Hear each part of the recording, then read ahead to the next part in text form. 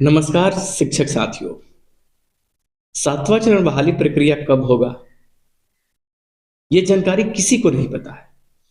ये सिर्फ हमारे शिक्षक अभ्यर्थियों को ना पता हो ऐसा नहीं है। दरअसल सरकार के अंदर भी माननीय मुख्यमंत्री के सिवा किसी को पता नहीं है कि बहाली जो है वो कब होने वाली है। लेकिन नियमावली और नोटिफिकेशन के प्रावधानों को लेकर के एक बात ये उठना शुरू हो गया है, और ये बात मैं भी कहते आ रहा हूं कि सरकार जो है वो नियमावली और नोटिफिकेशन जब भी बहाली प्रक्रिया शुरू करेगी, जब भी प्रावधान को आगे बढ़ाएगी, वो एक साथ ही बढ़ाएगी। और कई बार मैंने इस बात को लेकर के आपको इन्फॉर्म किया कि सरकार जो है वो नियमावली पे नहीं, नोटिफिकेशन पे काम कर रही है। और ये मैं 2 महीनों से आपके सामने ये बातें जो है वो रख रहा हूं कि सरकार जो है वो नोटिफिकेशन पे काम कर रही है। और ये बातें मैं क्यों बोल रहा था, क्योंकि आप भी जानते हैं कि नियमावली तो बस रोका गया है, बाधा नहीं है। नियमावली को जानबूझ करके सातवें चरण बहाली प्रक्रिया में रोक दिया गया है। और नोटिफिकेशन की जो तैयारी की बात है, तो माननीय मुख्यमंत्री ने इस बात को शिक्षा विभाग को अलर्ट किया था कि बहाली को लेकर के आप काम कीजिए, इस पे हमारी सरकार जो है वो लगी है। लेकिन नीतीश कुमार इस बात को हाइड करके, मौन रख करके, यानी बात को गोपनीयता बना करके कहे। और ये बात किसी के द्वारा इसलिए नहीं कही जा रही थी और ना कहे जा रहे थे कि नियमावली और नोटिफिकेशन दोनों को दोस्तों एक साथ आगे बढ़ाने की जो तैयारी है वही सरकार कर रही है।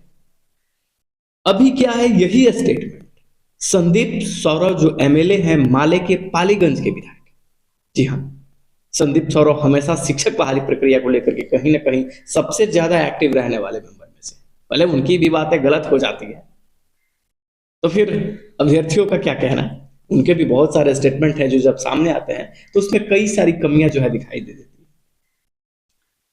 दरअसल संदीप सौरभ जो है वो सातवें चरण बहाली प्रक्रिया को लेकर के इस बात को हमारे सामने रखे।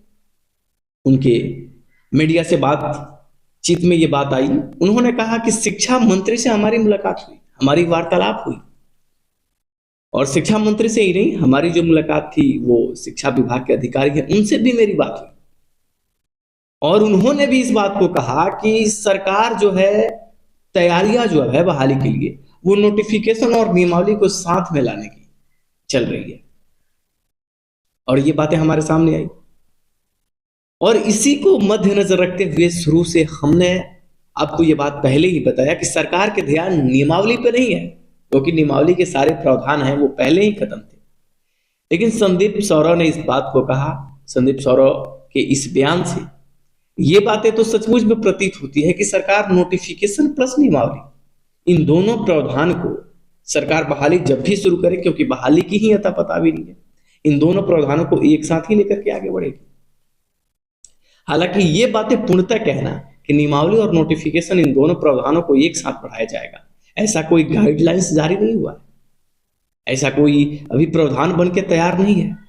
लेकिन ये बातें जो हमारे द्वारा, किसी के द्वारा जो बातें हमारे साथी यूट्यूबर लोग हैं या किसी भी रिसोर्स से जो आपको जानकारी मिलती है, लिहाजा हमारा काम होता है कि हम आपको छोटी सी छोटी बातों से अवगत कराएं।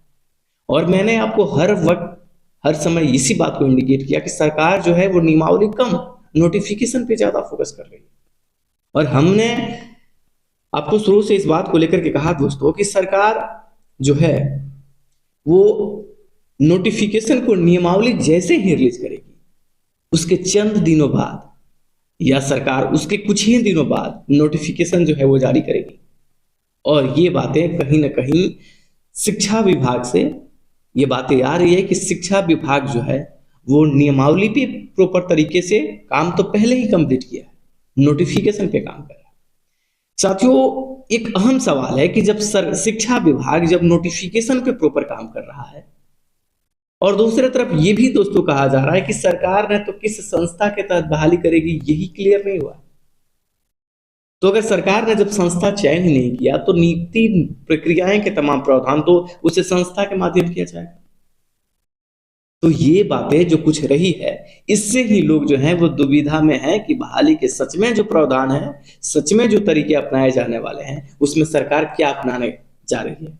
लेकिन ये बातें हैं कि सरकार नोटिफिकेशन प्लस नियमावली, इन दोनों प्रावधानों को पैरेलल चलाने की अपनी जो तैयारी है, अपना जो उनका प्रावधान है, और शिक्षा विभाग को अलर्ट किया गया है कि आप नोटिफिकेशन पे प्रॉपर काम कीजिए।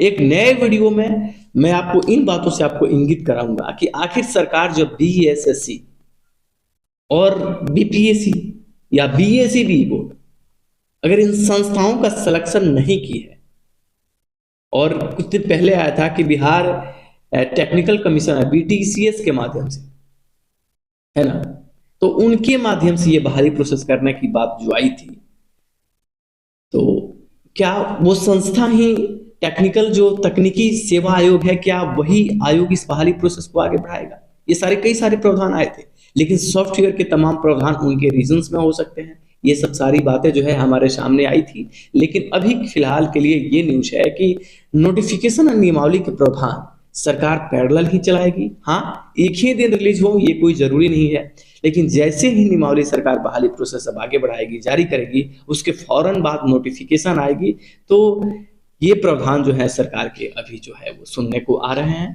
कि दोनों साथ में पैरेलल शुरू करने की बातें जो हैं वो आ रही हैं।